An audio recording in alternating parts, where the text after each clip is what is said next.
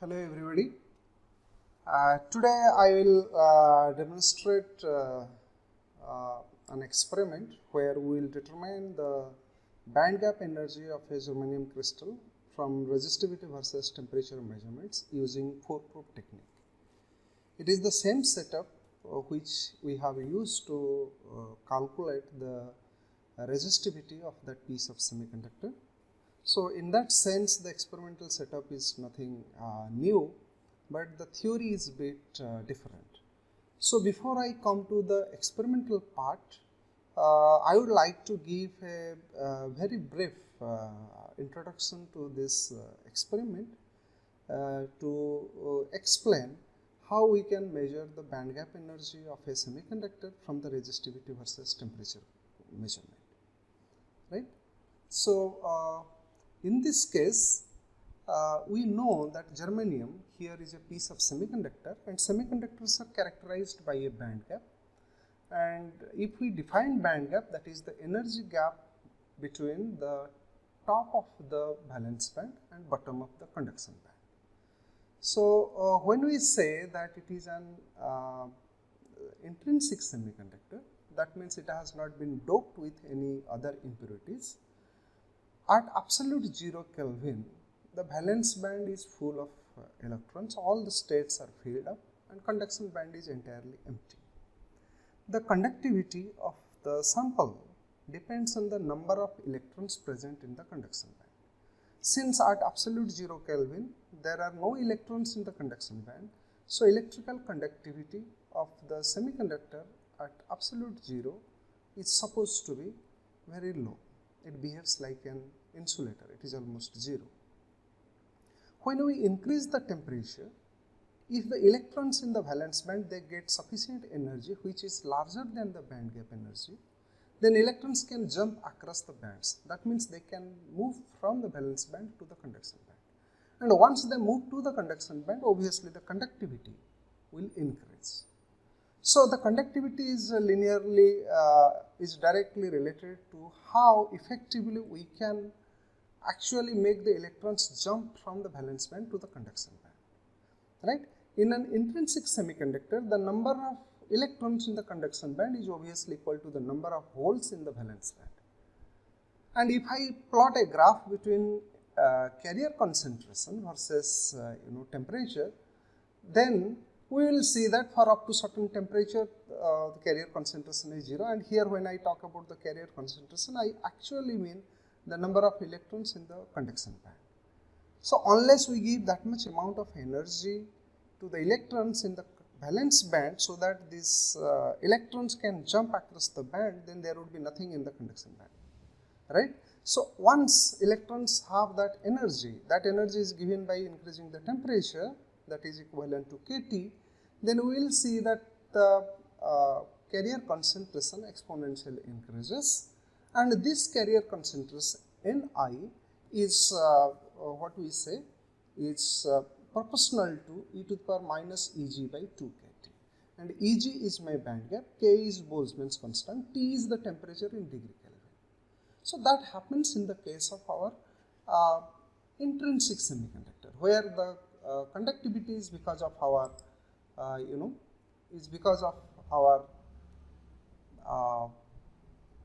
intrinsic properties, and it is not because of any external impurities or so.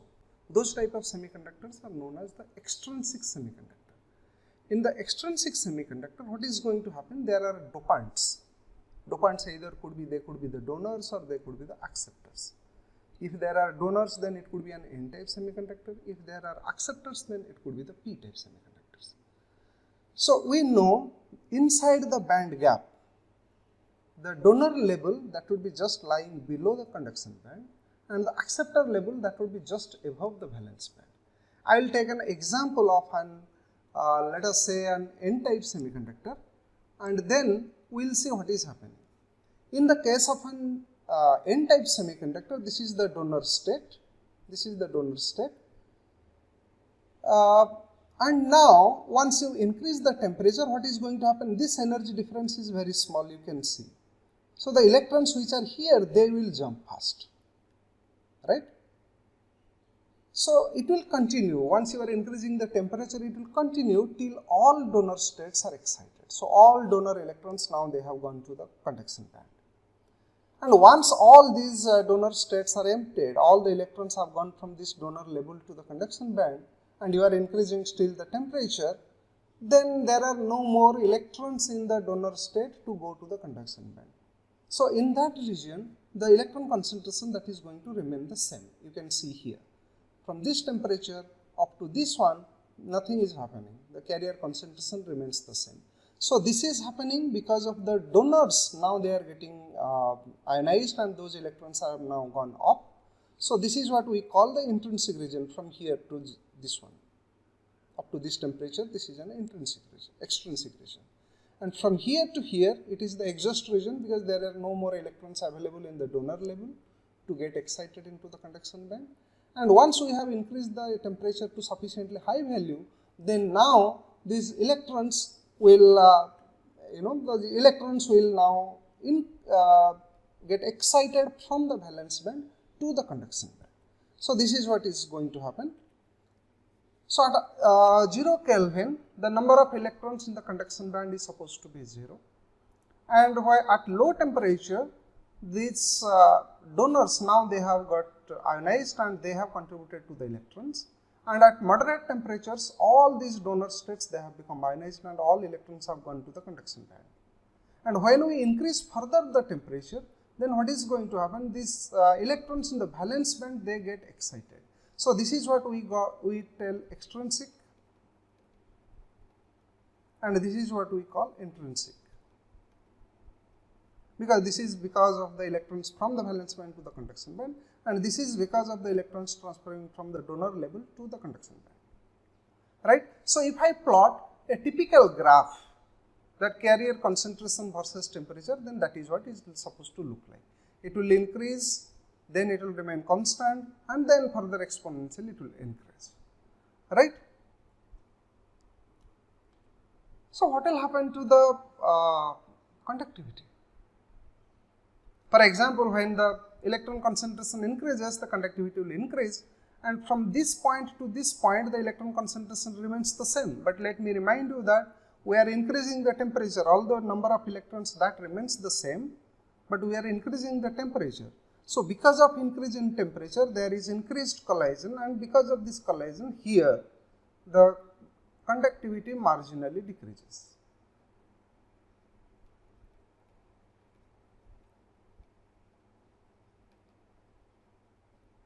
Right?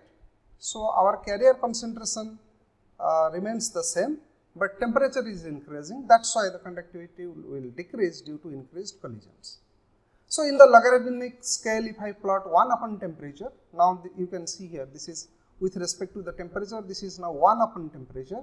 So this should be our intrinsic region and this should be our extrinsic region. And this is obviously the ln of the conductivity. And if I want to plot ln of resistivity, resistivity is the reciprocal of the conductivity, then it has started from infinite, so it will go from 0 and it will go, and then it is decreased and here. So this is our intrinsic region and this is our extrinsic region and this is what is our exhaust region, right? So this is what we call intrinsic and this is our extrinsic region. If I compare with this graph, increase in carrier concentration versus temperature, right? So this is an intrinsic region and this is an extrinsic region. I had already told you that this Ni, now let us see how do I calculate, suppose this is my resistivity versus 1 upon temperature, then how do I calculate, how do I get this factor, right? So our intrinsic concentration Ni is proportional to e to the power Eg by 2 kT. There is one negative sign. I had already shown you before, right? This is what? Ni is supposed to be e to the power minus Eg by 2 kT. This is what we have already shown, right? So Ni is supposed to be, so that means the conductivity, intrinsic region,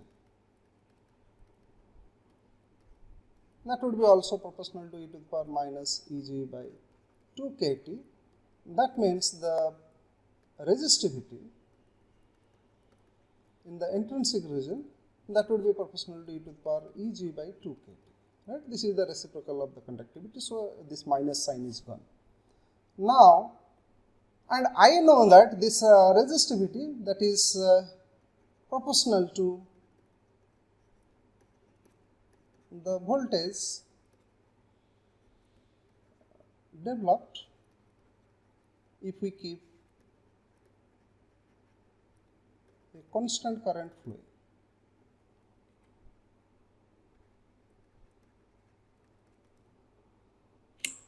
Right?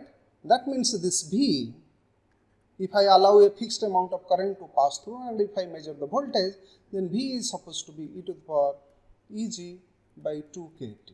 Now it is simple, if I plot it ln V, that would be something like Eg by 2 kT plus a constant of integration.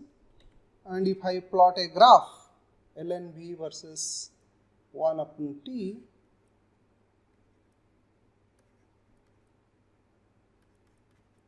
then I am expecting a